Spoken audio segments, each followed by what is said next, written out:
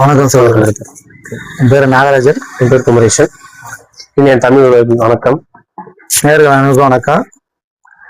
நான் முதல்ல நாட்டுல பல பிரச்சனைகள் எல்லாம் இருக்கு. அதெல்லாம் உள்ள போறதுக்கு முன்னாடி நான் ஆரம்பத்துல உங்கள்கிட்ட கேட்கக்கூடிய ஒரே கேள்வி என்னன்னா, இலவச திட்டங்களை பத்தி தான். ஏன்னா இன்னைக்கு ஒரு நாட்டோட பொருளாதாரமே சீரழிஞ்சு போய் கிடக்குற நேரத்திலையும் இலவச திட்டங்களை அறிவிச்சுதான் நம்ம நாடு ரொம்ப கீழ் நோக்கி போயிருச்சு.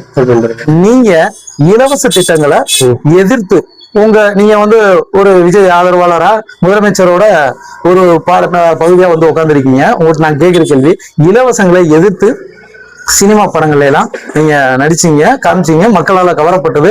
அப்ப இவர் வரும் பொழுது இந்த திட்டங்கள்ல எதிராக இருப்பாரு, நாட்டு மக்களோட பொருளாதாரத்துக்கு சிறப்பான ஒரு வழிமுறையை கொண்டு வருவாருன்னு தான் மக்கள் உங்களை தேர்ந்தெடுத்தாங்க. ஆனா நீங்களும் அதே இலவச திட்டங்களையே கொண்டுட்டு வர்றீங்க, இலவச திட்டங்களையே செயல்படுத்துறீங்க. இதுக்கு உங்களோட பதில் என்ன? இலவச திட்டங்கள் முன்னாச்சு எல்லா அரசியல்வாதியும் எல்லாமே பயன்படுத்தி வந்திருக்காங்க. இப்போ விஜய் நீங்க சொல்றீங்க, விஜய் இலவச திட்டங்களை எதிர்த்து போராடி இருக்காப்ல. இலவசம் எதுக்காக சரி ஒண்ணுங்க, ஏதாவது ஒரு படம் பேர் சொல்றீங்களா? மெர்சல் படம் பார்த்துருக்கீங்களா? நீங்க ரீல்ஸ் அச்சிலே நான் வரேன், ரீல்ஸ் அதுலயே வரேன். நாங்க இலவசம் சொல்றது மருத்துவ இலவசம் சொல்றோம். இந்த ஏழை மக்களுக்கு மருத்துவ இலவசம் கிடைச்சா பயனுள்ளதா இருக்கும், பயனுள்ளதா இருக்காது. பயனுள்ளதா இருக்குமா? இலவசமா கல்வி கிடைச்சா நல்லா இருக்கும், நல்லா இருக்கும். அதுக்காக தான் நாங்க இலவசம் மெயினா கொண்டு வர காரணம். ஒரு ஸ்கூல், கல்லூரிகள், பள்ளிகள், பேருந்துகள் எல்லாம் தரமா இலவசமா கிடைச்சா எல்லாத்துக்கும் நல்லா இருக்குமா? நல்லா இருக்கும். அதை நோக்கிதான் தமிழ்நாட்டுல இலவசம் எல்லாத்துக்கும் பயனுள்ளதா இருக்குன்றதுக்காக நாங்க மொழிபெற்று வந்துட்டு இருக்கோம். அந்த நோக்கத்துலதான் நீங்க இது பண்ணிருக்கீங்க. அப்போ மருத்துவம் இலவசமா கிடைச்சிடணும், மக்களுக்கு கல்வி இலவசமா கிடைச்சிடணும் அப்படின்னா முடிவெடுத்த நீங்க ஏன் அரசு மருத்துவமனைகளை சரியா நல்ல தரமான மருத்துவத்தை கொண்டுட்டு வராம தனியார் மருத்துவமனைகளுக்கு இன்னைக்கு நீங்க 8000க்கும் மேற்பட்ட தனியார் மருத்துவமனைகளுக்கு முதலமைச்சர் ஐயா ஒப்புதல் கொடுத்திருக்காரு. தனியார் மருத்துவமனைக்கு, தனியார் மருத்துவத்துல சாதாரண பாம்பர மக்களும் போய் மருத்துவம் பார்க்க முடியாது. அப்ப நீங்க சொன்ன இலவச திட்டத்துல இது அடிப்படுதுங்களா? ஒண்ணு, நம்ம நாடு இன்னைக்கு 10.5 லட்சம் 12 லட்சம் கோடிக்கு மேல கடன்ல மூழ்கி இருக்குங்க. இப்ப நீங்க இதே திராவிட மாடல் அரசு கொண்டுட்டு வந்த அதே 1000 ரூபாய் சொன்னாங்க மகளிருக்கு இலவசம், நீங்க 2500 தரம்னு சொல்லிட்டு இப்ப உங்களால செயல்படுத்த முடியுமா? செயல்படுத்துறதுக்கான சோர்ஸ் என்ன பண்ண வச்சிருக்கீங்க? சரி, இப்ப நீங்க இலவசம் கொடுத்துட்டு இப்ப 2500 கொடுத்துங்க, 1000 ரூபாய் கொடுத்துன்னு சொல்லிருக்கீங்க. கேட்டீங்களா? ஃபர்ஸ்ட் பாயிண்ட் பாத்தீங்கன்னா இப்ப நாடு போனது சீரழிஞ்சிருக்கு, 13 லட்சம் கடன் கூடி இருக்கீங்க. சரி, இப்ப நாங்க அதை எதுக்கு நாங்க எல்லா மாற்றம் தேடி வரோம், எதுக்கு வந்தோம், இது எல்லாத்தையும் நல்ல நிலைமை கொண்டு போகணும் அப்படின்னு. இப்ப நாங்க இது எவ்வளவு நாள் ஆச்சு சார்? ஒரு 20 நாள் ஆயிடுச்சு. சரி, இப்ப எங்க சைடுல இவ்வளவு குறைகள் சொல்றீங்க, இன்னும் மருத்துவமனைகள் எதுவுமே நடக்கல, எல்லாமே சீரழிஞ்சு போயிருக்கு. 8000 தனியார் மருத்துவம் முன்னுரிமை கொடுத்திருக்கீங்க, சாதாரண மக்களுக்கு போகுமே கேக்குறீங்க. இப்ப நாங்க வந்ததுல நிறைய ஹாஸ்பிட்டல்ஸ் எல்லாமே சீர்படுத்தி கொடுத்துருக்கோம். நீங்க நான் எந்த ப்ரூஃப் இருக்கு, நான் எடுத்து வீட்டுல காட்டுறேன். கல்வித்துறை அமைச்சர் அவர் ராஜ்மோகன் ஆகட்டும், எவ்வளவு பேட்டர்ன் க்ளோஸ் பண்ணிருக்காங்க, எவ்வளவு ஊழல் குறைக்கப்பட்டிருக்கு, தடுக்கப்பட்டிருக்கு, அது எல்லாமே நீங்களும் பாத்துருப்பீங்க. இப்ப நீங்க குறைகள் சொல்றீங்க, நாங்க அதாவது ஆரோக்கியமான குறைகள் சொல்லும் போது அதை நான் கேட்டுக்கிட்டு சரி செய்ய பார்க்கதான் போறோம். அதுக்கு எந்த மாற்று கருத்து இல்லை. எங்களுடைய நோக்கம் நான் தூய்மையான தமிழகம், ஊழல் ஆட்சி நடத்தணும், உங்களோட கான்செப்ட் தான். அதுக்கு என்ன வழி ஸ்டெப் பை ஸ்டெப்பா நாங்க முயற்சி பண்ணிட்டு இருக்கோம். அதுக்காக அதை நோக்கி தான் நாங்க போயிட்டு இருக்கோம். இப்ப நான் வந்துட்டேன், நீங்க உடனே பண்ணணும், உடனே சாத்திக்கூடல எந்த அரசும் பண்ணல. நீங்க நாங்க 60 நாள் இவ்வளவு தூரம் நீங்க கேள்வி கேட்கறீங்க. இதுவே 5 வருஷம் ஆட்சி ஒரு பக்கம் நீங்க கேள்வி கேட்டிருந்தீங்களோட நீங்க கேட்கறதுக்கு உடம்பு மாட்டேன், ஆமா இனிமேல் தப்புன்னு சொல்லிருக்கலாம். அது எதுவுமே நீங்க கேட்கல. ஒரு சீமானு ஒருத்தர் வந்துட்டான், அதுக்காக மட்டும் இவனை போட்டு இந்த அடி அடிக்கிறதுக்கு எந்த ஒரு நியாயம் இல்லை. அது மக்களுக்கே தெரியும், இவன் ஏன் இப்படி வந்திருக்கு. அது பார்த்து தான் நாங்க இந்த அமைச்சுக்கு வந்திருக்கோம். நீங்க பிரச்சாரம் பண்ணதாகட்டும் எல்லாம் மக்கள் பார்த்திருக்காங்கல்ல. மக்கள் நம்பி யாருக்கு வாக்களிச்சிருக்காங்க? எங்களுக்கு வாக்களிச்சு குறை வச்சிருக்காங்க. அந்த பணியை மக்களுக்கு சிறப்பா நாங்க செய்வோம். அது எந்த மாற்ற கருத்துமே இல்லை. ஆனா எங்களுக்கு டைம் எடுக்கும். சினிமாவில இருந்து வந்த காரணத்துக்காக அவரை நாங்க ஒருபோதும் அடிக்கல. ஏன்னா ஒரு சினிமாக்காரன் வந்துட்டான் அப்படின்னு நீங்க சினிமாவில் நடித்ததை தவிர சரிங்க, உங்களுடைய விஜய் அவர்களுக்கு என்ன தகுதி இருக்கு இந்த முதலமைச்சர் நாற்காலியில வர்றதுக்கு முன்னாடி? சரிங்களா, எங்களுக்கு நற்பணி மட்டும் ஒண்ணு இருந்திருக்கு. அது கூட நாங்க எவ்வளவு செஞ்சிருக்கோம். நீங்களே உங்க போன் நீங்களே கண்ணுல பாக்கலாம். நற்பணி மன்ற இயக்கத்துல நீங்க என்னென்ன பண்ணீங்க சொல்லுங்க. நாங்க எல்லாம் சார் கொரோனாவுக்காக ஹெல்ப் பண்ணிருக்கோம். சரிங்களா, இலங்கை தமிழ் படக்கும் போராட்டம் பண்ணிருக்கோம்ல, எல்லாத்துக்கும் கூட இருக்கு, எல்லாம் பண்ணிருக்கோம். மக்களுக்கு உதவி செஞ்சிருக்கோம். எல்லாமே பண்ணிட்டு தான் சார் அந்த ஸ்டேஜுக்கு நாங்க வந்திருக்கோம். நீங்க எதை வச்சு இலங்கை தமிழ் பிரச்சனைக்கு நீங்க போராடிக்கிறீங்க. இப்ப இலங்கை தமிழர்களை பத்தியான ஒரு எந்த ஒரு இதுமே நீங்க ஒரு முன்னெடுப்பே கொடுக்கலையே சார். முன்னெடுப்பு நான் எலெக்ஷன் முன்னாடியே கொடுத்தோம்ல சார். நாங்க ஆட்சிக்கு வந்து தெளிவா நான் சொல்றேன். டைம் கொடுத்து ஒரு இயர் போயிட்டோம். நீங்க இதே திரும்பி இதே நம்ம ரிஸ்டேக் எடுப்போம். நீங்க எல்லாம் பண்ணன்னு சொன்னப்பா அது மாதிரி திருப்பி அதுக்கு நான் ஒத்துக்கலாம். கேள்வி கேட்கிறேன். உங்களோட அமைச்சர் என்ன பண்றாரு, ஒரு சுகாதாரத்துறை இதுல மருத்துவமனைக்கு செல்றாரு. போய் அங்க போய் அங்க இருக்க மருத்துவர் இங்க இருக்க கட்டமைப்பு சரியில்லை அப்படின்னு சொல்லி சொல்றாரு. உங்க அமைச்சர் போட்ட ரீல்ஸ்ல இருந்தே நான் சொல்றேன். ஆமா, கட்டமைப்பு சரியில்லை அப்படின்றாரு. ஆனா அவர் அந்த கட்டமைப்பை பத்தி எல்லாம் காது கொடுத்தே கேட்காம அவர் சொன்ன ஒரே விஷயம், ஏன் எங்க தலைவர் போட்டோ வைக்க மாட்டல அப்படின்றாரு. அங்க முக்கியமானது போட்டோ தானா, புகைப்படம் மாற்றுறதே முக்கியமா இன்னைக்கு நாட்டு மக்களுக்கு. இன்னும் ஒரு 2-3 கொஸ்டின் உங்ககிட்ட வச்சிடறேன். இன்னொரு விஷயம் என்னன்னா, கிழவரப்பள்ளி அணையில சாய கழிவு கர்நாடகால இருந்து பெங்களூர்ல இருந்து உள்ள வந்து பயங்கரமா இதாகி கடலூர் வரைக்கும் அது மிகப்பெரிய பாதிப்பை ஏற்படுத்தும். உங்களுக்கு அது தெரியும். அந்த கிழவரப்பள்ளி அணையோ எங்க வரைக்கும் அந்த தண்ணீர் போகுதுன்னு அந்த அது நல்லா புரிஞ்சுக்க. நீங்க எதையே சொல்லுங்க, அதிமுக நடந்துச்சு, திமுக நடந்துச்சு, அது ஒரு 20 வருஷத்துக்கு மேல இருக்குங்க. நான் அதெல்லாம் மாற்றமே சொல்லலைங்க. 20 வருஷத்துக்கு மேல உங்க ஆட்சியில நடக்கும் சொல்ல 20 வருஷத்துக்கு மேலதான் இருக்கு. ஆனா நீங்களும் வந்து அந்த ஆட்சியில் நடந்துச்சு இந்த ஆட்சியில் நடந்துச்சுலாம் சொல்லவே கூடாது. எதுக்காக கேக்குறேன்னா, அவங்களுக்கு மாற்றாத்த மக்கள் உங்களுக்கு நான் பதில் சொல்றேன். பதில் இருக்கு. இப்ப நாங்க மாற்றா உள்ள வந்திருக்கேன்னு சொல்றேன். மாற்றா வந்துட்டேன்னு சொல்லி இப்ப நாங்க மாற்றா வந்து ஏடிஎம்கே இருக்கு, எல்லாமே இருக்கு. சரிங்களா? அந்த பின்னி வந்து கேள்வி கேட்கறீங்க. அதை பத்தி உங்களுக்கு நாளைக்கு நாங்க பண்ணிட்டு இருக்கோம். இப்ப உடனே தீர்வு காண முடியும். இப்ப நாங்க முதலமைச்சரை பேசுறாரு, உடனே நடந்துருமா? அது சாத்தியங்கள் இருக்க நீங்களே சொல்லுங்க. தீர்வு காண முடியாது, உடனே உங்களால தீர்வு காண முடியாது. ஆனா அதை பத்தி பேசலாம்ல. சரி, நீர்வளத்துறை அமைச்சர் யாரு? ருசி ஆனந்த் இருக்காருல. ஒரு வார்த்தை கூட இது வரைக்கும் ஐயா அந்த கிழவரப்பள்ளி டேம்ல வந்து இவ்வளவு சாய கழிவுகள் வந்துகிட்டு இருக்கு, இத்தனை வருஷ காலமா வந்துகிட்டு இருக்கு இல்லைன்னு சொல்லி இப்பவும் வருது. அதற்காக ஒரு முன்னெடுப்பு சொல்லல. ஒண்ணு. இன்னொன்னு, கர்நாடகாவில மேகதாது அணை கட்டுறோம்ன்றாங்க. அதுக்கான சோர்ஸ் எல்லாம் ரெடி பண்ணிட்டாங்க.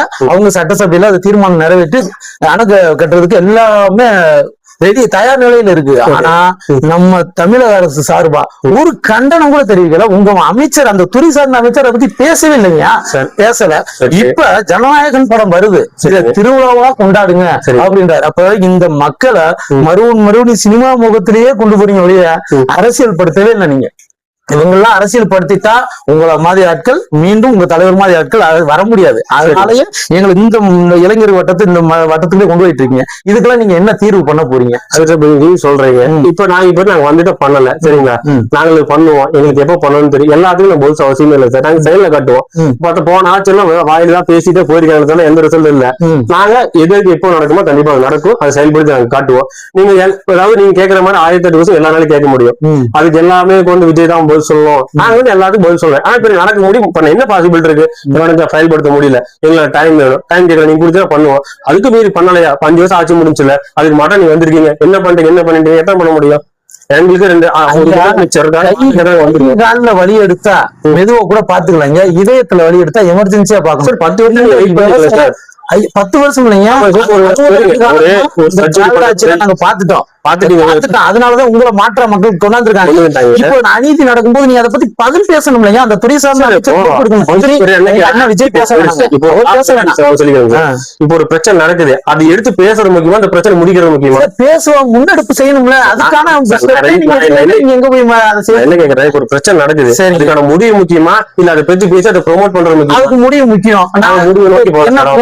இது வரைக்கும் என்ன முடிவுக்கு என்ன ஸ்டெப் எடுத்தீங்க சொல்லுங்க சார். எத்தனையோ சார் ஒண்ணும் இல்ல, 40 வருஷமா ஒரு கிராமத்துல ரோடு சாலை இல்ல சார். நான் கேட்கிற கேள்வி, கிழவரப்பள்ளி அணையில நடக்கிற இந்த அநியாயத்தையும் அந்த சாய கழிவு கலக்கிறதுக்கு என்ன ஸ்டெப் எடுத்திருக்கீங்க? கர்நாடகா மேகதாது அணை கட்டுறோம் இருக்காங்கல்ல, அதுல என்ன நீங்க கோர்ட்ல ஹியரிங் போயிட்டு இருக்குல்ல, என்ன ஹியரிங் போட்டீங்க சார்? சார் 15 போட்டு ஹியரிங் ஸ்டெப் வாங்கல, நாங்க வாங்கி பாஸ் ஆர்டர் வாங்கிருக்கோம் சார். அது சார் அதை பத்தி பேசவே இல்லை சார். நீங்க சார் உங்களுக்கு ஒரு பிரச்சனை தெரியும் கேட்க வரீங்க. நான் ஒரு முதலமைச்சர் இருக்கிறப்ப அவர் எல்லாத்தையுமே பார்க்கணும். நீங்க என்ன குறை இருக்கு அதை மட்டும் பேசுறீங்க. நல்லது நடக்கும் நிறைய இருக்கு, அதை நீங்க பார்த்து அதாவது கோரிக்கையத்தான் சொல்ல முடியும். இது ரொம்ப முக்கியமானது. ஏன்னா நீர் உணவுன்றது ரொம்ப முக்கியமான முக்கியம். கர்நாடகா ஒரே பிரச்சனை இருக்கு. இந்தியா வாழ்வாதாரத்துக்கு நிறைய பேர் சோறை. உங்க வாழ்வாதாரத்துக்கு நான் போயிடுறேன். இன்னைக்கு வந்து சூயஸ் நிறுவனத்துக்கு நீங்க வந்து சேலத்துல கொடுத்துருக்கீங்கல்ல குடிநீர் ஒப்பந்தத்துக்கு, அது என்ன கணக்குல கொடுத்துருக்கீங்க? நீங்க இலவசமான குடிநீர் தரான், இலவசமா மக்களுக்கு மருத்துவம் கொடுத்துறோம், கல்வியை கொடுத்துறோம். சூயஸ் நிறுவனம் எங்க இருந்தது? அங்க சார் கன்னியாகுமரியில தண்ணி தோடைக்கு பேட்டர் ரைட் கொடுத்தோம்ல சார், அந்த மண்ணோட தண்ணி வளத்தை பத்தி உங்களுக்கு மெடிக்கல் ரிப்போர்ட் கொடுத்துருக்காங்களா சார்? எத்தனை குடும்பம் மாசுபட்டிருக்கு, அந்த மண் அங்க இருந்து எத்தனை பேர் செத்து போறாங்க ஒரு ஆர்டிகல் வந்து பாத்துருப்பீங்க, நீங்க பாத்துருப்பீங்க. இப்போ அதே நிலைமை அங்க இருக்குன்னு சொல்லி அவர் டாக்டர் ப்ரொமோட் பண்ணிருக்காரு. அந்த தூய்மை சொல்றீங்க. நான் என்ன சொல்றேன், சூயஸ் நிறுவனத்துக்கு குடிநீர் இணைப்பு கொடுத்துருக்கீங்க. மக்கள் இன்னைக்கு வருடாந்திர வருஷம் ஒரு 1000-500 கட்டித்தான் குடிநீர் வரி கட்டி தண்ணி பயன்படுத்திட்டு இருக்காங்க. அவங்களுக்கு இன்னைக்கு மீட்டர் முறையில வருது தண்ணீர் சப்ளை கொடுத்துருக்கீங்க. அப்போ அவங்க 500 ரூபாய் கொடுத்தத மாதம் 1500 கொடுத்து வாங்குற நிலைமை வரும். எல்லா மக்கள்னாலையும் மாதம் 1500 2000 கட்டி தனியாருக்கு கொடுத்தாங்க. ஏன் மாநகராட்சி, நம்ம நீர்வளத்துறையோட வேலை என்ன, மாநகராட்சியோட வேலை என்ன, நம்ம பகுதி நம்ம நீர்நிலைகளையே பாதுகாத்து நமக்கு மக்களுக்கு நீர் சப்ளை பண்றதுக்கு தனியார் நிறுவனம் வந்து தான் நமக்கு செய்யணும். என்ன சார் இருக்கு? நீங்க சுயஸ் நிறுவனத்துக்கு எதுக்காக கொடுக்குறீங்க? அது செய்யக்கூடிய விஷயம். இது வந்து பாத்தீங்கன்னா இங்க அடிப்படையாவே தண்ணீர் பிரச்சனை பெரும் பிரச்சனையா இருக்கு. ஏன்னா நம்ம நீர்நிலைகளை எதையும் நம்ம சுத்தப்படுத்தல, எல்லாத்தையும் இந்த திராவிட ஆட்சிகள்ல அழிச்சிட்டாங்க. நீங்களும் வந்து அதையே மேற்கொண்டு கார்பரேட் நிறுவனங்களுக்கே ரொம்ப கொடுத்துக்கிட்டு இருக்கீங்க. இப்படியே கொடுத்துட்டே போயிட்டே இருந்தீங்கன்னா மக்கள் வாழ்வாதாரம் ரொம்ப பாதிக்கப்படும். நீங்க அதை மெயினா புரிஞ்சுக்கணும். இப்ப கோயம்புத்தூர்ல அடுத்த செக்டர் கொண்டு வராங்க. சிறுவாணி தண்ணி எல்லாம் பாத்தீங்கன்னா நமக்கு திருப்பூர் வரைக்கும் வந்துட்டு இருந்து நான் குடிச்சிருக்கேன் சார். இன்னைக்கு கோயம்புத்தூர் மக்களுக்கு அந்த தண்ணி இல்ல. ஆனா சிறுவாணி தண்ணி கார்பரேட் நிறுவனத்துக்கு கிடைக்குது. அது மட்டும் எப்படி கிடைக்குது? அவங்க கேன் போட்டு வைக்க மட்டும் எப்படி கிடைக்குது? அப்ப இந்த நீர் ஆதாரமா பொதுமக்களுக்காகவா கார்பரேட் நிறுவனத்துக்காகவா? சரி சார், இப்ப கார்பரேட் உள்ள வரும் சொல்றீங்க, தண்ணி மட்டும் கார்பரேட் எடுக்குது சார். ஆமா, இப்ப நாங்க வந்து கார்பரேட் வித்துறோம்னு சொல்றீங்க, நாட்டை வித்துறோம்னு சொல்றீங்க. சரி, இப்ப நீங்க காரு பைக் எல்லாம் மேனுபேக்சர் பண்ணி வாங்குறீங்கல்ல, சாமான் மக்கள் வாங்குறாங்கல்ல, அதுக்கு ஒரு பைக்கு தண்ணி எவ்வளவு செலவாகும் தெரியல சார்? ஒரு கார் உற்பத்தி பண்றதுக்கு கார் மேனுபேக்சரிங் ஃபேக்டரி இருக்கு, எல்லாமே தெரியும் சார். அங்கேயும் நம்ம போது நம்ம வாங்குறோம் சரிங்களா? இப்ப ஒண்ணும் இல்ல, இப்ப நாங்க கார்பரேட் வித்துறோம், அவங்க நம்ம டாக்ஸ் எவ்வளவு கொடுப்பான்? வரேன். இப்ப நான் கார்பரேட் வித்துட்டோம், சரி, நான் வந்து அவங்க ரைட்ஸை கொடுத்துட்டேன், சரி, எனக்கு ஒரு 5000 கோடி கொடுக்குறான், சரியா? அந்த 5000 நான் மக்களுக்காக செலவு பண்ற வச்சுக்கோங்க. மக்கள் அந்த ஒரு இடத்த வச்சு நான் 10 குடும்பத்தை வாழ்றேன். சரி, ஒரு குடும்பத்துக்கு 10 குடும்பம் முக்கியமா? அந்த 10 குடும்பமும் தொடர்ந்து வாழ்ந்துட முடியுமா இதை வச்சு? ஐயா, வேலை வாய்ப்பு வந்துடும், பொருளாதாரம் வந்துடும், மக்களோட வாழ்வாரத்தை உயர்த்துறோம்ன்றீங்க. ஆனா இதே கார்பரேட் நிறுவனம் இருந்த இடத்துல ஸ்டெர்லைட் ஆலையை வரும்போது என்ன சொன்னாங்க அப்படின்னா, மக்களுக்கு வேலை வாய்ப்பு நல்லா கிடைக்கும் அப்படின்னு தான் சொன்னாங்க. இன்னைக்கு அந்த ஸ்டெர்லைட் ஆலையால ஏற்பட்ட பாதிப்பு என்ன, உயிரிழப்பு என்ன, இன்னும் அங்க இருக்க மக்கள் புற்றுநோயில இருந்து ஏகப்பட்ட வியாதிகள்ல அவதிப்பட்டு இருக்காங்க. இங்க நம்ம பகுதி எடுத்துக்கங்க, நம்ம பெருந்துறை எடுத்துங்க. பெருந்துறை சிப்காட்ல வரும்பொழுது மக்களுக்கு வேலை வாய்ப்பு இருக்கும், இத்தனை கோடி வந்து நமக்கு பொருளாதாரம் இருக்கும் அப்படின்னு சொன்னாங்க. ஆனா இன்னைக்கு நம்ம அரசாங்கமே சொல்லிருச்சு, பெருந்துறை புற்றுநோய் நகரமாவே அறிவிச்சிருச்சு. 20-30 கிலோமீட்டர் சுற்றளவுக்கு நீங்க நீர்நிலைகளை பயன்படுத்தாதீங்கன்னு சொல்லுது. கிரவுண்ட் வாட்டர் அந்த அளவுக்கு கெமிக்கல் ஃபேக்டரியோட தன்மையினால நீரோட்டம்லாம் வந்து மாசடைஞ்சு போயிருச்சு. நீங்க சொல்றீங்கல்ல 10 குடும்பத்தை வாழ வைக்கிறோம், ஆனா நீங்க அங்க இருக்க குடும்பம் தலைமுறைக்கு வாழ முடியாம அந்த பூமி நாசமா போயிருது சார். அதுக்கு நீங்க என்ன சார் பண்ணுவீங்க? நியாயமான கோரிக்கை, நான் கோரிக்கை ஏத்துக்கிறேன். உங்க சைட்லயும் சொல்ல முயற்சி பண்றேன். நீங்க சொல்ற நியாயமான கருத்து. ஏன்னா பொல்யூஷன் நானும் கேள்விப்பட்டிருக்கேன், நானும் திருப்பி ஃபேக்டரி தான் இருக்கேன். எல்லா சாய் ஃபேக்டரி எவ்வளவு கெமிக்கல் உள்ள போகுது. அதாவது சில கார்பரேட் கம்பெனி பண்றாங்கன்னு சொல்ல வரல, ஆனா அதுக்கு ஒட்டுமொத்தமா நம்ம வந்து கார்பரேட் அடிமையாகும் நானும் சொல்ல வரல. எங்க வரணும் எங்க வரக்கூடாது டிசைட் பண்றது டைம் சொல்ல வரேன்.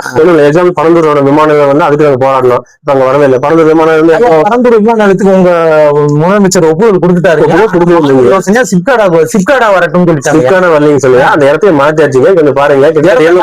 கொண்டு போயிருக்கீங்க, அதுல கிட்டத்தட்ட 25 கிலோமீட்டர் தொலைவில் போய் அதே இதை தானே கொண்டு வரீங்க. அதுக்கு அது என்ன ஃபேக்டரி சொல்லுங்க. நீங்க வந்து எதிர்த்த திட்டங்களுக்கெல்லாம் நிறைய திட்டங்களுக்கு ஆதரவு கொடுத்துட்டீங்க. ஆதரவு கொடுக்கல இல்லையா?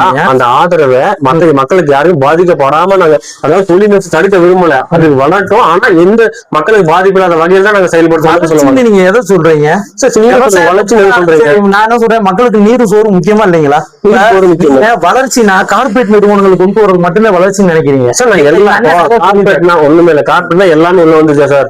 இப்போ விவசாயம் இருக்குதான் செய்யுது, எங்க ஊர்ல விவசாயம் தான் இருக்குது. விவசாய கடன் தள்ளுபடி எல்லாம் பண்றாங்க. விவசாயம் உங்களுக்கு முக்கியம் இல்லையா? முக்கியம் இல்லையா?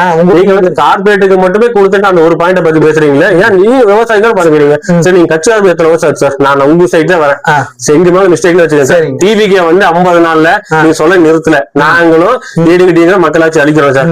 மக்கள் எங்களுக்கு தெரியாம ஓட்டு போட்டா நாங்க ரீல்ஸ் ஆச்சே வச்சுக்கிறேன், நான் ஒத்துக்கிறேன் சார். ரீல்ஸ் ஆச்சு தாங்க நடத்துறீங்க. பரவாயில்ல சார். அதாவது ரீல்ஸ் ஆச்சு சொல்றேன், மக்களுக்கு தெரியும். அதாவது ஒரு பாட்டி பிடிச்சவங்களுக்கு எப்படின்னா இருக்கும், ரீல்ஸ் ஆச்சு நிஜமா எப்படி மாத்தம் எங்களுக்கு தெரியும். அதை சொல்லி அது போயிட்டு இருக்கோம். பேசுறவங்க 1000 பேர் பேசிதான் இருப்பாங்க. அதை பத்தி கேள்வி கேட்கறவங்க என்ன வேணா கேள்வி கேட்கறாங்க. உங்க முதலமைச்சரோட வந்து படம் ரிலீஸ் ஆன உடனே அங்க போய் இருக்க அமைச்சர்கள் எல்லாம் உட்கார்ந்து ரீல்ஸ் போட்டு அழுதுகிட்டு கண்ணீர் விட்டு நீட் தேர்வுக்கு போராடி இருக்கான் இளைஞர்கள்லாம்.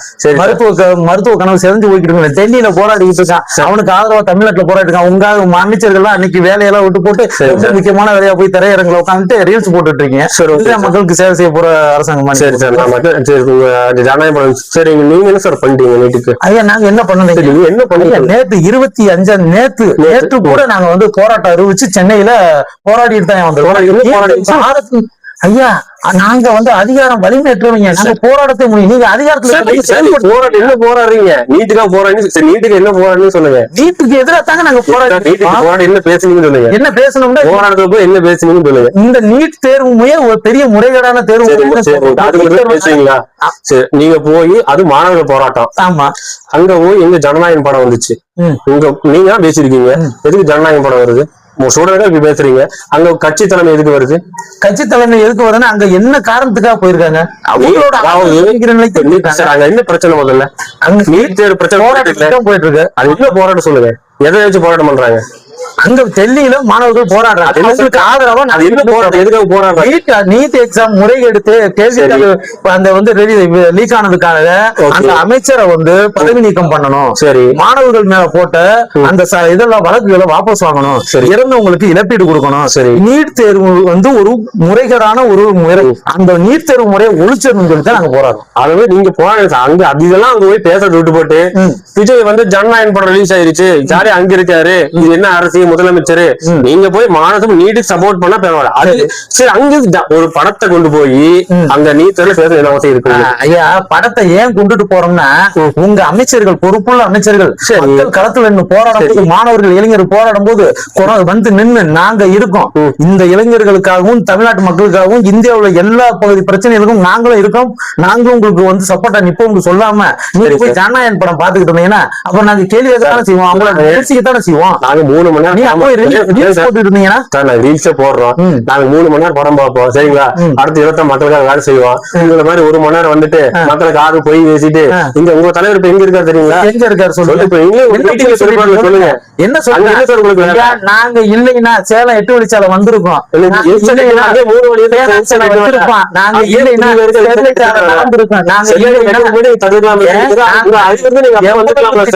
நாங்க வந்து போராடி தடுத்து வச்சிருக்கோம் தெரியுங்களா? 500க்கும் மேற்பட்ட கார்பரேட் திட்டங்களுக்கு பூரா கையெழுத்து போட்டாரு. சோலார் தண்ணி சொல்லிட்டு கார்பரேட் பூரா வெட்டது நீங்க தான். நாங்க ஆட்சி அதிகாரத்துல இருக்கோமா? நாங்க என்னையா பேசி அதிகாரம் தாண்டி கார்பரேட் விற்க முடியும்? என்ன உரிமை இருக்கு? நான் எப்படி என்ன அது இதுல நாங்க விற்க முடியும்? என்ன சோர்ஸ் இருக்கிறோம்? வந்து அரசியல் வந்து அதிகாரிகள் அமைச்சர்கள் வச்சுக்கிட்டு கார்பரேட்டுக்கு நாங்க வித்துட்ட முடியுங்க. சொல்லுங்க, கார்பரேட்டுக்கு வித்துட்டோம் சொல்றீங்க. சீமான் பையன் எங்க படிக்கிறதுன்னு தெரியும். படிக்கிறாப்ல, அமெரிக்காவில படிக்கிறாப்ல, பார்த்துட்டு இருக்காங்க. சொல்லுங்க, படிக்கிறாப்ல. கார் எதுக்கு வந்து நீங்க வந்து ஏழை குடும்பம் சொல்லிருக்கீங்க. சரிங்களா? நான் திருநெல்வேலி வாங்க ஒரு போஸ்ட் போட வந்துச்சு. சரிங்க, நாங்க மக்கள் திருநெல்வேலி வாங்க உங்களுக்கு என்னன்னு கேட்டீங்க. சரிங்களா? திருநெல்வேலி தான் நடத்துன்னு சொல்றீங்களா? இது வந்து யார் சுத்தரிச்சு எது வந்தாரு? சொல்லுங்க. உங்க கேள்வி பதில் சொன்னேன். முதல்ல நீங்க கேட்டது சீமானோட மகன் அமெரிக்காவில படிக்கிறாரு. நீங்க அதுவே வந்து பெரிய பொய். நீங்க பேசுற மிகப்பெரிய பொய். நீங்க ஆதாரத்தோட எதா இருந்தாலும் சொல்லுங்க. சீமானுக்கு ஒரே பையன் தான். சீமான் அண்ணனுக்கு ஒரே பையன் தான். நீங்க சொல்றீங்கல்ல அமெரிக்காவில படிக்கிறார். அவர் அமெரிக்காவில படிக்கிற அமெரிக்க நிறுவனம் நடத்துற அமெரிக்கன் கல்வி பள்ளியில படிக்கிறாரு. அவர் வந்து சீமானோட மனைவி கயல்விழி அக்கா இருக்காங்கல்ல, அவங்களோட சகோதரி மகன். அவங்க சகோதரி தவறிட்டாங்க. அதனால சீமான் அண்ணனும் கைல்வெளி அணியும் அவங்க வந்து அந்த குழந்தைய வளர்க்குறாங்க. அவங்களோட தகப்பனார் வந்து அமெரிக்காவில இருக்காரு. அவரோட மொத்த செலவுலையும் தான் அந்த பையனை படிக்க வச்சிட்டு இருக்காங்க. அவர் சீமானோட பையனே கிடையாது. ஆனா அதுக்காக எல்லாரும் விமர்சனம் பண்றதுக்காக அண்ணன் வந்துட்டு அது என் பிள்ளை இல்லைன்னு சொல்ல மாட்டாரு, என் பிள்ளைன்னு சொல்லுவாரு. அவர் நீங்க பண்ணா அவரு அதுதான் சீமான் பையன் அமெரிக்கா படிக்கிறாரு. அவர் சீமான் பையனே இல்ல, அவங்களோட அண்ணி பையன். சரி, ஓகே. நான் கேட்ட தப்பு நான் அடுத்து சொன்னீங்க திறன் நிதி வாங்கி பிழைக்கிறாரு. நல்லா புரிஞ்சுக்கங்க. தேர்தல் ஆணையமே சான்றிதழே கொடுத்திருக்கு. கார்பரேட் நிறுவனங்களிடம் தேர்தல் பத்திர முறையில பணம் வாங்காம நடத்துற ஒரே இயக்கம் நாம் தமிழர் கட்சி தான். ஆனா உங்களுக்கு உங்க இந்த டிவி கட்சி ஆரம்பிச்சு ஒரே வருஷம் கூட ஆகல. ஜானவரைக்கு சாமி மூலியமா வெளிநாடுகள்ல இருந்து எவ்வளவு ஃபண்ட் வந்திருக்கு மட்டும் நீங்க வந்து வெளிநாடு எங்க ஃபண்ட் வந்து உங்களுக்கு வந்திருக்குங்க ஐயா.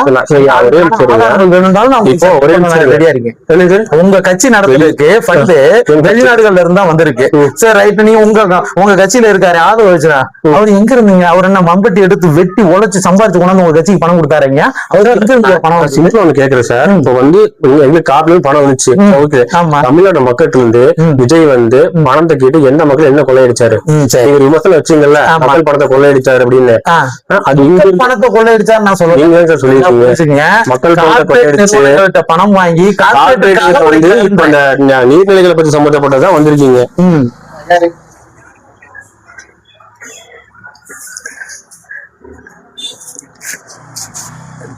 திரள்நிதின்னு சொல்றீங்க. நாங்க திரள்நிதி வாங்கித்தான் கட்சி நடத்துறோம், அதெல்லாம் இல்லைன்னு சொல்லல. பொதுமக்களுக்காக நாங்க உழைக்கிறோம்.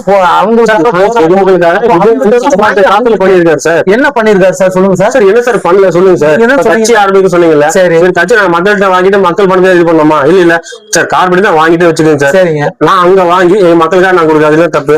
நல்லா புரிஞ்சுங்க. நீங்க கார்பரேட்ட வாங்கி கட்சியில நடத்துறீங்க, மக்களுக்கு நீங்க தேர்தலுக்கு முன்னாடி நீங்க தேர்தலுக்கு முன்னாடி தான் வாங்குறீங்க. தேர்தலுக்கு முன்னாடி வாங்கி மக்கள் பணத்தை நான் வாங்கினீங்க. நீங்க வாங்கினீங்கல்ல, வாங்கி மக்களுக்கு செலவு. அப்புறம் ஏங்க வந்து இப்போ உங்க அமைச்சர் மருத்துவத்துறை வந்து செலவு பண்றதுக்கு பணமே இல்ல, மக்கள் வரிதாங்க நிதிதாங்கன்றது ஏன் சார்?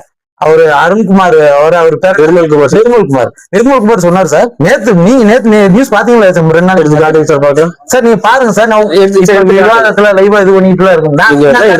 நான் எடுத்துறேன். நிர்மல்குமார் நிதி கேட்டாரா இல்லையா அப்படின்னு சொல்லி நீங்க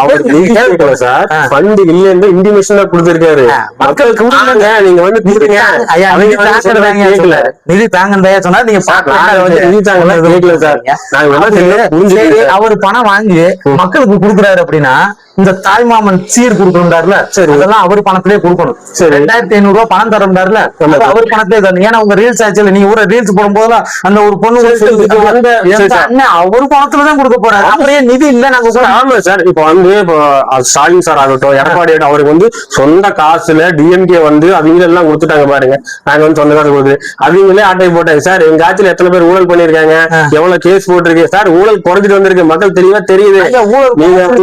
பழனி கோயிலுக்கு சொந்தமா வந்து இவரு உங்க என்னென்ன பிரச்சனை அதுலயே பார்த்து உங்களுக்கே தெரியும் பேசுறான்.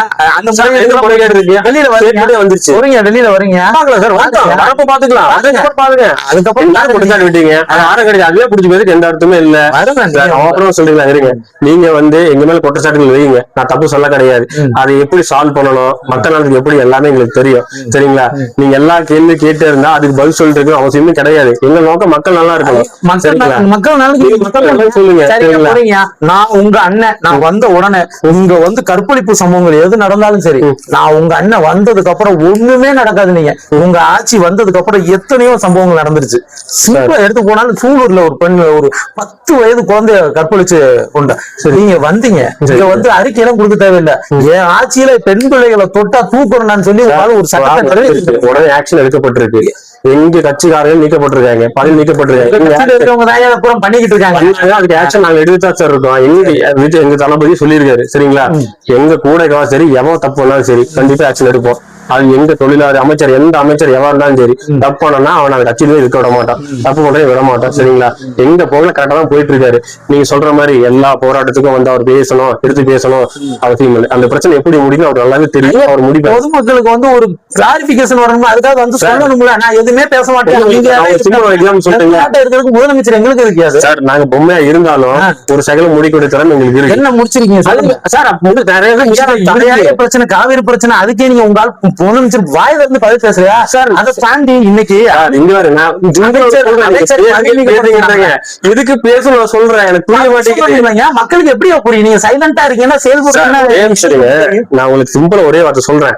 ஒரு பிரச்சனை நடக்குது, நீங்க பதில் சொல்லி முடிக்க முடியல, சைலண்டா விட முடிப்போம். நல்லா தெளிவா புரிஞ்சுக்குங்க. முதல்ல சைலண்டானா எப்படிங்க முடிப்பீங்க? அது அவருக்கு தெரியும் சார். என்ன தெரியும்? அவருக்கு தான் தெரியலையே, தெரியாம தானே உட்கார்ந்துருக்காரு. உங்களுக்கு தெரியாம தான் பிரச்சனை சார். மக்கள் சைடுல நாங்க எவ்வளவு அமைச்சு எவ்வளவு நல்ல தெரியும் பண்ணிட்டு இருக்கோம். என்ன பண்ணிருக்கீங்க? ரீல்ஸ் தான் பண்ணிருக்கீங்க. பரவாயில்ல சார். ரீல்ஸ் சார், நாங்க ரீல்ஸ் போட்டு மக்களுக்கு நல்லது பண்றோம் சார். உங்களை மாதிரி ஃப்ராட் தானே ஏமாத்துறேன். ஜால் அடிக்கல பிஜேபி கூட சேர்ந்துக்கிட்டோம். சரத்குமார் தண்ணி அண்ணன் பங்காளி இருந்து கூத்தடிச்சு பேசிக்கல. நல்லா புரிஞ்சுக்க. உங்களுக்கு ஒரு விஷயம் புரியவே மாட்டேங்குது. உறவு முறை வேற, வந்து சித்தாந்த வேற. விஜய் ஒருத்தர் பார்க்க போனா அவர் பார்க்க போய் நீங்க சொல்றீங்க உங்க அதாவது உங்க சீமான் வந்து ஒரு சொல்லுங்க. நீங்க தான் சொல்றீங்க. நீங்க தான் சொல்றீங்க. ஸ்டாலினை பார்த்தாரு, இங்கிட்ட உதயநிதியை பார்த்தாரு, அங்க போய் நைனா நாகேந்திரனை பார்த்தாரு, சரத்குமாரை பார்த்தாரு. ஐயா, மனித உன்னுடைய மாண்பு அந்த அடுத்தது மேல இருக்கணும். நம்ம கட்சி எந்த அளவுக்கு பேசி இருக்கோமோ அது தவிர நாகரிகமா நடந்திருக்கணும். நம்மளே மாத்தி மாத்தி அவங்க பேசுவோம். கட்சி வேற, சித்தாந்தம் வேற, உறவு முறை வேற. அது சார். நீங்க விஜய் சார்பா வந்து பேசுவீங்க, அண்ணா விஜய் சார்பா பேசுவீங்க, சீமான் சார்பா பேச வரேன்னு வைங்க. ஆனா நம்ம ரெண்டு பேரோட கருத்துக்கள் தான் வேறையா இருக்கும். அதுக்காக நான் உங்களை ரோட்ல பார்த்தா பேசக்கூடாதுன்னு சொல்ற மாதிரி இருக்குது. பேசுனீங்க, இன்னைக்கு ரெண்டு பேரும் ஒன்னா பேசிட்டீங்க அப்படின்ற மாதிரி பேசுறீங்க. உறவு முறை வேற, கட்சி எலெக்ஷன் நீங்க சொல்றீங்க. போய் மீட் பண்ணதுக்கு போயிட்டு அவங்க பொட்டி வாங்கிட்டாரு, அவங்களோட சேர்ந்துட்டாரு. யார சொன்னோம்? பிஜேபி கூட சேர்ந்து பிஜேபி கைக்குள்ள எப்படி தெரியும்? விஜய் தெரியுமா? ஐயோ சரி, அதுக்கு தான் சொல்றேன். இன்னைக்கு போராட்டம் விஜய் வந்து பிஜேபின்ற வார்த்தை ஏன் பேசவே மாட்டாரு? முதல் மாநாட்டுல, மதுரையில் நடந்த மாநாட்டுல பிஜேபி எங்களுக்கு கொள்கை எதிரி, அப்புறம் இது வரைக்கும் பிஜேபி பத்தி இது வரைக்கும் ஒரு வாய்ப்பு வந்து பேசவே இல்லையா சார்? சரி, இப்ப போராட்டம் நடந்துச்சு, அதுக்கு கூட பிஜேபிக்கு ஏதோ ஒரு வாய்ப்பு சொல்லலையா? பேசுறீங்க. தமிழ்நாடு எந்த ஆட்சி சார் இருக்குது? தமிழ்நாட்டுல உங்க ஆட்சி தான் சார். நாங்க வந்திருக்கோம். இதுக்கு முன்னாடி யாரு இருந்தா சார்? இதுக்கு முன்னாடி திமுக இருந்துச்சு சார். நான் திமுக டிஃபரெண்ட் பண்ணி தான் வந்திருக்கோம். சரி, ஆமா. திமுக ரெண்டுக்கும் மாட்டா வந்திருக்கீங்க. ரெண்டுக்கும் மாட்டா வந்திருக்கோம். அதை டிஃபரெண்ட் பண்ணி நாங்க வந்திருக்கோம். பிரச்சனை முடிச்சு நாங்க போக முடியும் சார். பிரச்சனையை அவங்கள வச்சுதானே சார்? நீட் பிரச்சனை இல்லைங்க, நீட் பிரச்சனை அவங்கள வச்சுதான். அதுக்குதான் சார் முற்றுப்புள்ளே தளபதி வேணாம் சார் சொல்லியிருக்காரு. என்ன வேணாம்னு சொல்லியிருக்காரு? அதுக்கு தான் கேட்கறேன். நீங்க சைலண்டா முடிக்கிறோம். அறிக்கை கூட விடல, வாய் திறந்து ஒரு வாட்டோட பேசலாம், அப்புறம் சைலண்டா முடிச்சு தமிழ்நாட்டை சார். இதே மாதிரி உதயநிதி வந்து 7 மாதம் முடிஞ்சது. அது கேட்க உங்களுக்கு துப்பு இல்ல. நாங்க அடிச்சு அடி திராவிட கட்சியில யாரும் அடிக்கல சார். பேச மாட்டேன். விஜய் கட்சி ஆரம்பிச்சோன்னா 24 மணி நேரம் சாட்டாய் துரைமுருகனும் சரி, அப்படியே விஜய் அங்க போயிட்டாரு, விஜய் இங்க போயிட்டாரு. விஜய் விஜய் தவிர விஜய் சாப்பிட்டாரு. விஜய் கார்ல போன ஒரு விஜய் எலெக்ஷனுக்கு முன்னாடி, விஜய் அரசியலுக்கு வரதுக்கு முன்னாடி வாங்கன்னு கூப்பிட்டது இதே வந்து சீமா கூப்பிட்டாரு. சரி சரி, சொல்ல சீமான் சீமான் தம்பி சொன்னாரா? சொல்ல ரெண்டு பேரும் சந்திச்சது உண்மையா இல்லையா? எப்ப சந்திச்சாரு? வரும்போது உங்க சித்தாந்தம் நீங்க அதே திமுக சார். விஜய் போய் எல்லாத்தையும் பார்த்தா சித்தாந்தம் கிடையாது. உங்க தலைவர் வந்து எல்லாத்துக்கும் கூட சித்தாந்தமா? நீங்க சொன்னீங்கல்ல திராவிட கொள்கைக்கெல்லாம் எதிராக நீங்க வர முடியும். விஜய் பத்தி நீங்க அடிக்கடி சொல்றீங்களா? உங்க தாழ்மையான விஜய் பத்தி கருத்து இந்த அரசியல் பத்தி சொல்லுங்க. ஐயா, நாங்க இந்த அரசியலை ஏன் எதுக்குறோம் அப்படின்னா, நாங்க யோசிக்கிற சித்தாந்தம் வேற. இந்த மக்களை அரசியல் படுத்தி நிலம், வளம், மொழி, ஏன்னா மேலாண்மை, மக்களுக்கான வந்து வாழ்வாதாரம், இதை பத்தி நாங்க நிறைய இயற்கை வளத்தை பத்தி, மொழியை பத்தி, நீர்நிலைகளை பத்தி, விவசாயத்தை பத்தி, மலைகளை பத்தி, மாடுகளை பத்தி நிறைய நாங்க பேசி இந்த அரசியல் படுத்துறதுக்காக 15 வருஷ காலம் போராடி போராடி மக்களை அரசியல் படுத்தி கொண்டு வந்து பக்கத்துல கொண்டாடும் போது திரைப்பிம்பத்தை கொண்டுட்டு வந்து உங்க அண்ணனை அப்படியே ரீல்ஸ்ல கொண்டு போய் ஆட்சி அமைச்சு வச்சுட்டீங்க. நாங்க இந்த ஏற்கனவே வந்து இந்த மக்கள் சினிமா முகத்திலேயே தான் எம்ஜிஆர் காலத்துல இருந்து சினிமா முகத்திலேயே தான் ஐயா காமராஜர் ஐயாவோட ஆட்சியவே கவுத்து விட்டு போனாங்க. அடுத்து எம்ஜிஆர் வந்தாரு, அதுக்கடுத்து ஐயா கருணாநிதி வந்தாரு, ஐயா அடுத்து ஜெயலலிதா வந்தாங்க, அடுத்து ஸ்டாலின் வந்துட்டாரு, அதுக்கப்புறம் உதயநிதி வந்தாரு, இப்ப நீங்க விஜய். இப்படி வந்து நீங்க பூரா வந்தால் பூரா பிற மொழியாளர்களா வந்துட்டீங்க. எங்க மண் சார்ந்தோ, எங்க மலை சார்ந்தோ, எங்களோட வாழ்வாதாரம் சார்ந்தோ, மொழி சார்ந்தோ உங்களுக்கு எதுவுமே வந்து அக்கறையே இல்லை. ஏன்னா பெத்தவனுக்கு தான் பிள்ளைய மேல அக்கறை இருக்கும், மத்தவனுக்கு அக்கறை இருக்காது. அது மாதிரிதான் பிற மொழியாளர்களே ஆள விட்டு நாங்க வந்து எல்லாத்தையும் இழந்துட்டோம். இப்ப எங்க மக்கள் வந்து விழிப்புணர்வு ஆகி ரெடியா தயார் பண்ணி வந்து நாங்க உட்காந்து மக்களை சரி செய்யலான்ற போது திரைப்பிம்பத்துல கொண்டாந்து உங்களை உட்கார வச்சு நீங்க ரீல்ஸ் ஆட்சியே பண்ணும் போது எங்க மக்கள் பிரச்சனை எதுக்குமே நீங்க குரல் கொடுக்க முடியல, பேசவும் இல்லை. அதனாலதான் உங்களை வந்து எதிர்த்து பேசிக்கிட்டு இருக்கோம். எங்களுக்கு இந்த விஜய் வந்ததுனால வந்து எங்களுக்கு வந்துட்டு ஆதங்கமா இருக்கு, அவர் வந்துட்டாரு, அவர் 2 வருஷத்துல கட்சி ஆரம்பிச்சு வந்துட்டாரு அப்படின்றதெல்லாம் ஒண்ணும் கிடையாது. இந்த மக்களை இன்னமும் சினிமா முகத்திலே வச்சு அடிமையாக்கி அழிச்சுக்கிட்டு இருக்கீங்கல்ல. ஏன்னா ஒரு பக்கம் நீட்டுக்கு போராடும் போது இங்க நீங்க வந்து ஜனநாயகத்துக்கு சவுண்ட் விட்டுட்டு இருக்கீங்கல்ல தியேட்டர்ல போய். அது பொது ரசிகர்கள் கட்சிக்காரங்க போனா பரவாயில்ல, அமைச்சர்கள் வரைக்கும் போனீங்க பாருங்க. அப்ப மக்களை எதை நோக்கி தள்ளுறீங்க? மக்களை மறுபடியும் இந்த திரைப்பின்பத்துக்குள்ளேயே கொண்டு போய் அந்த திரைப்பின்பத்திலேயே மூளைச்சலை பண்ணி அடிமையாகி இந்த தமிழ் இனம் ஒரு இனம் இல்லாத அளவுக்கு பண்ணிட்டு போயிருக்கிறதுனாலதான் உங்க அரசியல் நாங்க எதிர்த்துட்டே இருக்கோம். ஏன்னா அதுதான் நடந்துகிட்டு இருக்கு இப்போ வரைக்கும், ரீல்ஸ்லேயே தான் போய்கிட்டு இருக்கு. இதுக்காகத்தான் உங்களை எதிர்க்கிறோம். நீங்க எங்க மேல வைக்கிற விமர்சனமே இல்லை, அது கூட அவதூறுகள் தான் செய்யலாம். நீங்க இப்ப ஈவேராவை கூட கொள்கை தலைவர்னு சொல்லி எல்லாம் பேசுனீங்கல்ல, ஈவேராவை நாங்க ஏன் எதுக்குறோம்? நீங்க சொல்லலாம், ஏற்கனவே ஈவேராவை வந்து உங்களால ஆதரிச்சாரு, ஈவேரா கொள்கையில இருந்து வந்தாரு, ஈவேரா வந்து திக இயக்கத்துல இருந்து வந்தார் இல்லைன்னு சொல்ல. அவர் எந்த கொள்கையில மறுபரிசீலனை பண்றாரு அப்படின்னா, அவர் தமிழுக்கும் தமிழர் மொழிக்கும் தமிழர் நலனுக்கும் எதிராக பேசின விஷயங்களை நாங்க கேதர் பண்ணும் போது அதைத்தான் அடிக்கிறோம். அதனாலதான் உங்களை வந்து எதுக்குறோம். நீங்க வந்து திராவிட கொள்கையை கொண்டு வந்தீங்களா, ஈவேராவை சித்தாந்தமா பெரியார் வந்து உங்களுக்கு சித்தாந்த தலைவரை கொண்டாந்தீங்க, அதனால நீங்க தான் ஏத்துக்கிட்டீங்க, அப்புறம் ரிஜெக்ட் பண்றீங்க. அது மாத்தி மாத்தி பேசுறீங்க. உங்களை நண்பர் அந்த சகோதரர்னு சொல்லுவோம். நீங்க உங்களோட கொள்கையும் செயல்பாடும் சரியில்லை அப்படின்னா உங்களை நான் எதிர்ப்போம். நீங்க அதுக்காக என்னப்பா நண்பர்னு சொல்லிட்டீங்க, இப்ப திரும்ப எதுக்குறீங்க? அப்படில நீங்க உறவு முறையில என் நண்பர் தான். அன்னைக்கு ஈவேராவா ஐயான்னு சொன்னோம், இல்லைன்னு சொல்லல. அவரு பேசின சித்தாந்தத்தை நாங்க மறுபரிசீலனை பண்ணும் போது அவர் பேசின தமிழ் மொழிக்கான எதிரான செயல்பாடு அதைத்தான் நாங்க ஒத்துக்கிட்டோம். அவர் பண்ண சரியில்லை, அதெல்லாம் தூக்கி போட்டு அடிக்கிறோம். இதுதான் இயல்பு. ஆமா, அதே மாதிரி நீங்க சொன்னீங்கல்ல, அவங்க அப்படி பேசுறாங்க. எது எங்களுக்கு நல்லதை நாங்க எடுத்துக்குவோம், கேட்டதை விட்டுருவோம். அப்ப நீங்க கொள்கை தலைவரா வச்சிருக்க ஈவேரா படத்தை எடுத்துருங்க. அப்படி எடுக்க அவசியம் இல்லை. சில பாயிண்ட் எங்களுக்கு பிடிச்சி நாங்க வச்சிருக்கோம். என்ன பாயிண்ட் பிடிச்சாரு? எங்களுக்கு பிடிச்ச விஷயத்த என்ன பாயிண்ட் சொல்லுங்க. புரியல, என்ன பாயிண்ட் ஈவேரா கொள்கையில என்ன பாயிண்ட் உங்களுக்கு பிடிச்சிருக்கு சொல்லுங்க. ஈவேரா கொள்கை பாயிண்ட் பத்தி நான் சொல்ல வரல சார். நீங்க வந்து கொள்கை டீப்பால போகாதீங்க. அதான் சார், அதனாலதான் உங்களுக்கு கொள்கை, அதாவது நீங்க நாங்க சொன்ன தற்கொலை சொன்னா நீங்க கோவப்படுறீங்க. கொள்கை தெரியாதுன்னு சொல்றதுக்கு என்ன அர்த்தம்னா, கொள்கை பேசினா எவனா எதுவுமே பண்ணல, சரியா? கொள்கையை பிடிச்சிருந்தா எவனா சாதிக்கல. எங்களுக்கு கொள்கை கிடையாது, கோட்பாடு கிடையாது, எதுவும் கிடையாது. காலத்தை ஓட்டிட்டு போறீங்க, அவ்வளவுதான். கொள்கை தலைவர் 5 பேர் வச்சிருக்கீங்க, 5 பேர் சொல்லுங்களேன். சரி, ஒரே 5 பேர் கொள்கை தலைவர் சொல்லுங்க. உங்க கொள்கை சொல்லிக்கிறேன். எங்களுக்கு கொள்கையும் கிடையாது, எங்களுக்கு கொள்கை தவிர கிடையாது. வேலையே முடிஞ்சிருங்க. நாங்க ரீல் சாட்சி தான், சரிங்களா? வேலையும் ரீல் சாட்சி, அதனால எதுக்குறோம்? இருங்க, இதுதான் ஆபத்தான. பேசி முடிச்சு நீங்க பேசுங்க. நான் ஒன்னும் சொல்லிடுறேன், எங்களுக்கு கொள்கையும் கிடையாது, கொள்கை கிடையாது, நான் ரீல் சாட்சி தான். ஆனா மக்களுக்கான ஆட்சி, மக்களுக்கு என்ன பண்ணு எப்படி பண்ணு எங்களுக்கு தெரியும். நீங்க இப்படி இருக்கிற வரைக்கும் 5 வருஷம் இல்ல 25 வருஷம் ஆனாலும் உங்க கதை அவ்வளவுதான். நன்றி, வணக்கம். அவ்வளவுதான் உங்களோட கருத்து.